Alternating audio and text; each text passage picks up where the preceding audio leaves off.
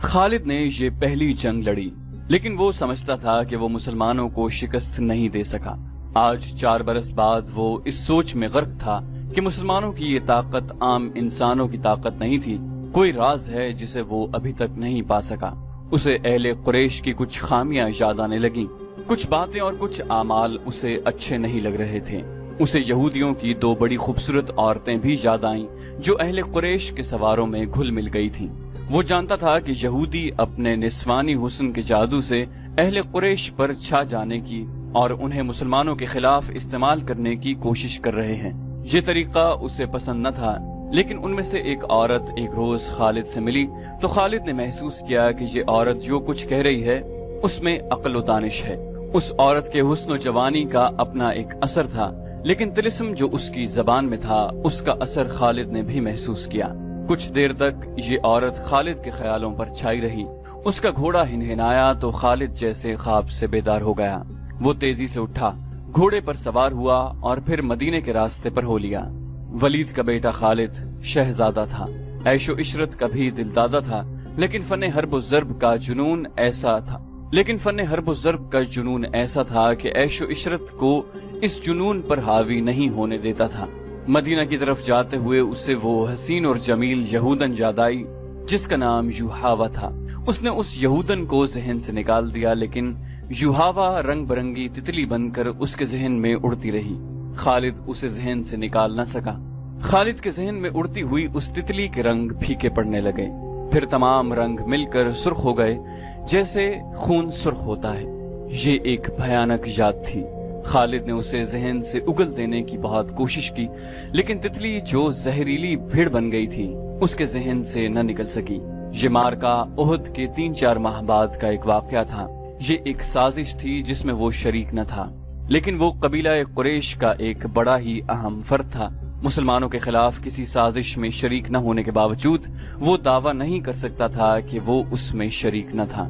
مارکہ احد میں زخمی ہونے والے بعض اہل قریش کے زخم ابھی ٹھیک نہیں ہوئے تھے کہ ایک روز خالد کو خبر ملی کہ مدینہ سے 6 مسلمان تبلیغ اسلام کے لیے رجیع کی طرف جا رہے ہیں کہ عفان سے تھوڑی دور ایک غیر مسلم قبیلے نے انہیں روک لیا اور ان میں سے 2 کو مکہ لایا گیا اور انہیں نیلام کیا جا رہا ہے۔ خالد دوڑتا ہوا وہاں گیا۔ وہ 2 مسلمان خبیب رضی اللہ عنہ بن عدی اور زید بن دثنا رضی اللہ عنہ تھے۔ خالد دونوں کو جانتا پہچانتا تھا، وہ اسی کے قبیلے کے افراد ہوا کرتے تھے۔ انہوں نے اسلام قبول کر لیا تھا۔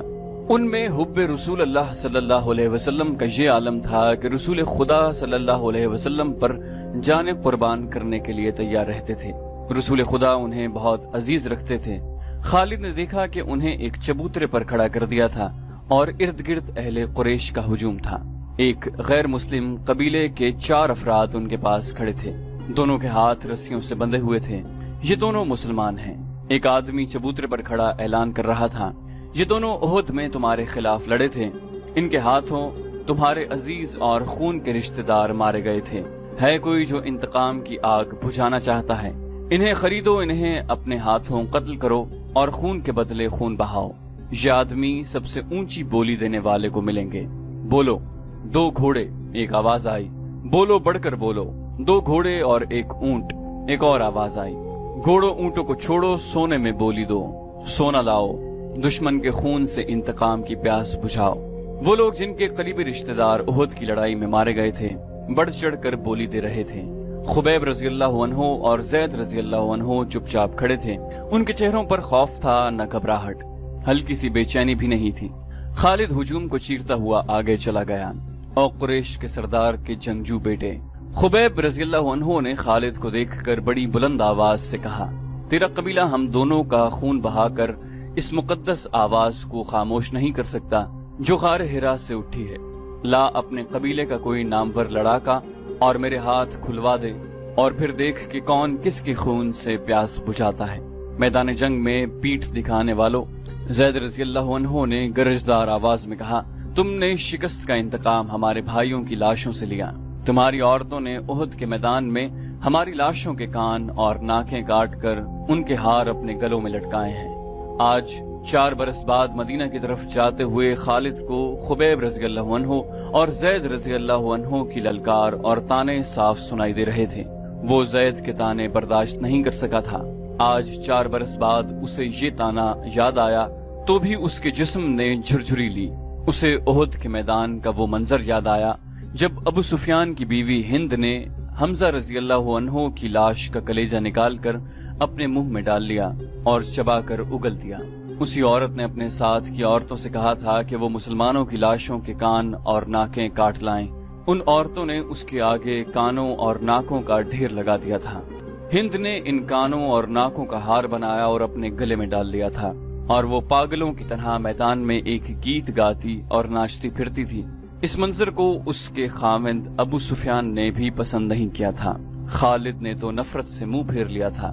3-4 ماہ بعد 2 مسلمان جن کے ہاتھ رسیوں سے بندھے تھے اسے تانے دے رہے تھے۔ وہ اوچھے طریقے سے انتقام لینے والا آدمی نہیں تھا۔ وہ یہاں سے کھسک آیا اور اہل قریش کے ہجوم میں گم ہو گیا۔ اسے اس قبیلے کا ایک آدمی مل گیا جو ان دونوں مسلمانوں کو پکڑ لایا تھا۔ کسی بھی تاریخ میں اس قبیلے کا نام نہیں ہے۔ مورخوں نے بھی حشام کے حوالے سے ایک جنگجو قبیلہ لکھا ہے جو قریش کا اتحادی تھا۔ خالد نے اس جنگجو قبیلے کے اس آدمی سے پوچھا کہ ان 2 مسلمانوں کو کس طرح پکڑا گیا۔ اس آدمی نے کہا، خدا کی قسم کہو تو ہم ان مسلمانوں کے رسول کو پکڑ لائیں اور نیلامی کے چبوترے پر کھڑا کر دیں۔ تم جو کام نہیں کر سکتے اس کی قسم نہ کھاؤ۔ خالد نے کہا، مجھے بتاؤ کہ ان 2 کو کہاں سے پکڑا گیا ہے۔ اس نے جواب دیا کہ یہ 6 تھے۔ ہم نے احد میں مارے جانے والوں کا انتقام لیا ہے، آئندہ بھی ایسے ہی انتقام لیتے رہیں گے۔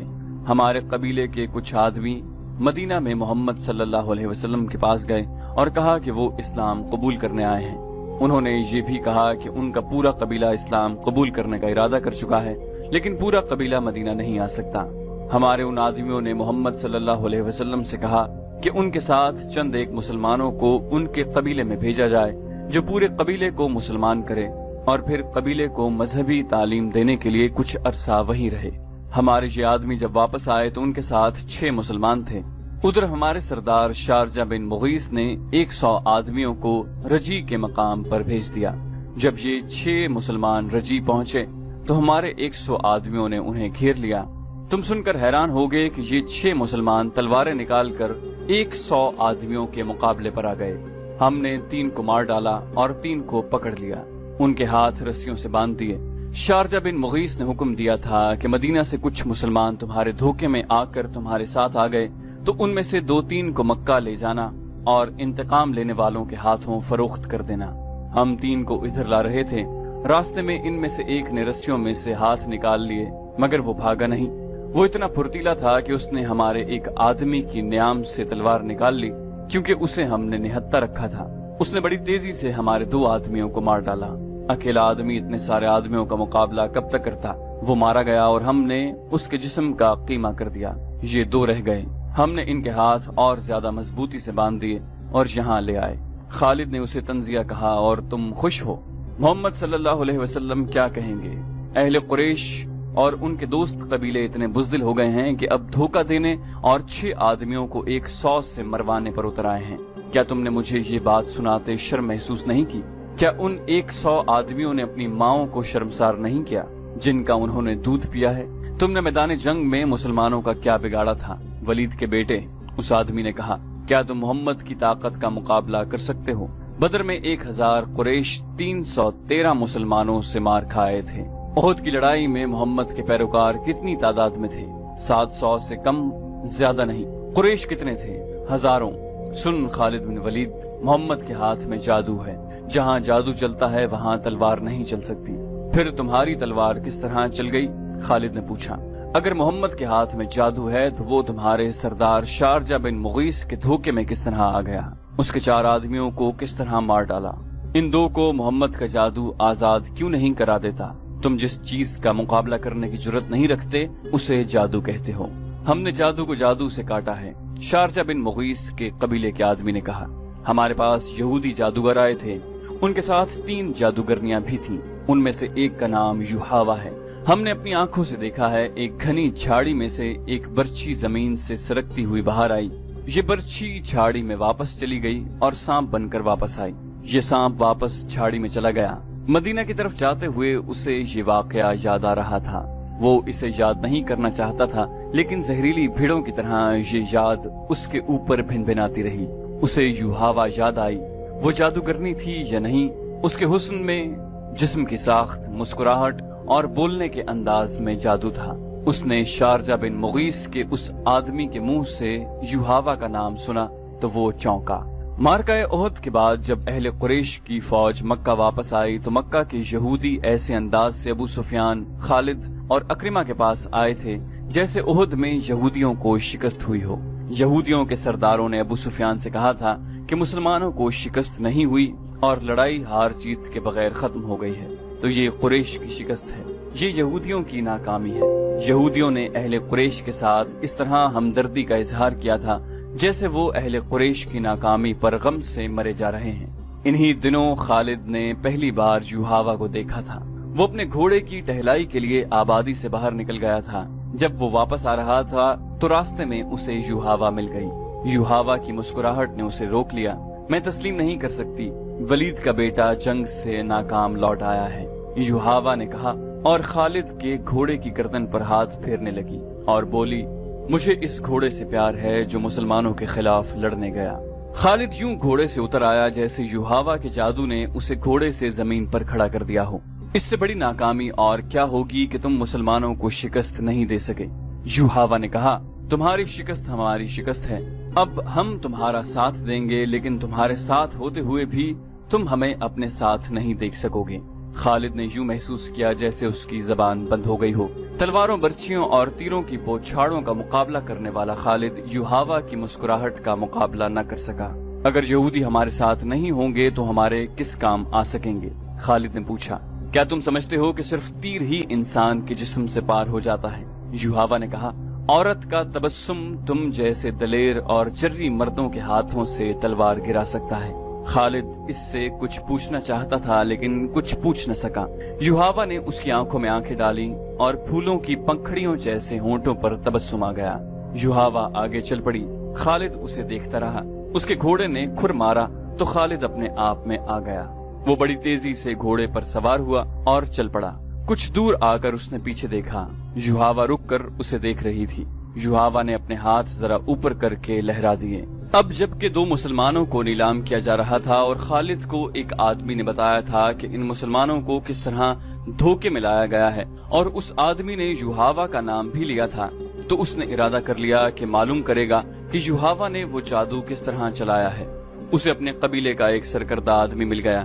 उससे उसे पता चला कि ये मुसलमान अहले कुरैश के हाथ किस तरह आए। 3-4 सरकर्दा यहूदी युहावा और 2-3 और यहूदियों के साथ लेकर शारजा बिन मुगीस के पास चले गए। ये कबीला था तो जंगजू, लेकिन उस पर मुसलमानों का रोब कुछ इस तरह तारी हो गया था जैसे लोग जादूगरों से डरते हैं।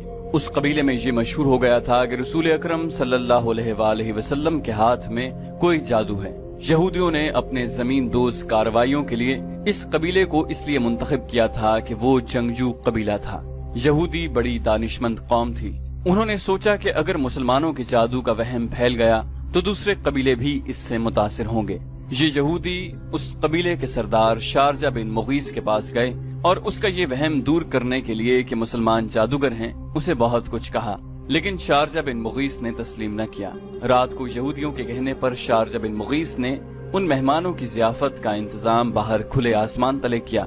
उन यहूदियों ने अपने हाथों अपने मेजबानों को शराब पिलाई। शारजा बिन मुगीस और उसके कबीले के चंद एक सरकर्दा अफराद को जो शराब पिलाई गई उसमें यहूदियों ने कुछ मिला दिया था। फिर यहूदियों ने अपने जादू के कुछ शोबदे दिखाए। युहावा ने अपने हुस्न का जादू चलाया। उसका जरिया एक रक्स भी था जिसमें ये यहूदने नीम बरहना थी। नाचते नाचते उनके जिस्म पर जो अधूरे से लिबास थे वो भी सिरक कर जमीन पर जा पड़े। यहूदी अपने साजिंदे साथ ले गए थे। अगले रोज जब शारजा बिन मुगीस की आंख खुली तो उसे महसूस हुआ जैसे वो बड़े ही हसीन ख्वाब से जागा हो। उसके ख्यालात बदले हुए थे।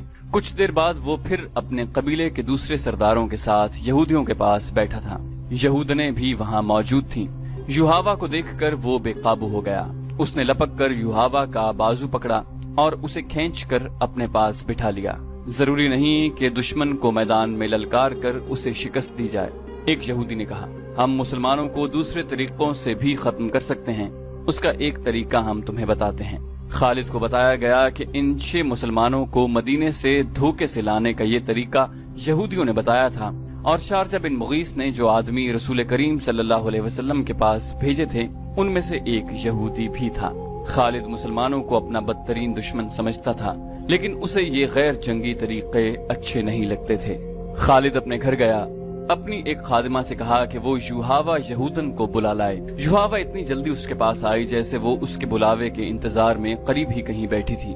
तुमने मुसलमानों को कामयाबी से धोखा दिया है, खालिद ने युहावा से कहा, और मुगीस के कबीले के लोग तुम्हें जादूगरनी कहने लगे हैं, लेकिन ये तरीका मुझे पसंद नहीं आया। मेरी बात गौर से सुनो खालिद, तुम अपने कबीले के नाम पर जंगजू हो, लेकिन तुम में अक्ल की कमी है। दुश्मन को मारना है, तलवार से मारो और उसे तीखी नजरों से हलाक कर दो। तीर और तलवार चलाए बगैर दुश्मन को कोई मुझ जैसी औरत ही मार सकती है। आज 4 बरस बाद वो जब सहरा में तन्हा जा रहा था तो युहावा की बातें उसे याद आ रही थी। इस हद तक तो वो खुश था कि यहूदी उनके साथ थे, लेकिन उसे ये भी मालूम था कि यहूदियों की दोस्ती में जहाँ मुसलमानों की दुश्मनी है वहाँ उनके अपने मफादात भी हैं। अलबत्ता उसने ये तस्लीम कर लिया था कि युहावा अगर जादूगरनी नहीं तो उसके सरापे में जादू का कोई असर जरूर है।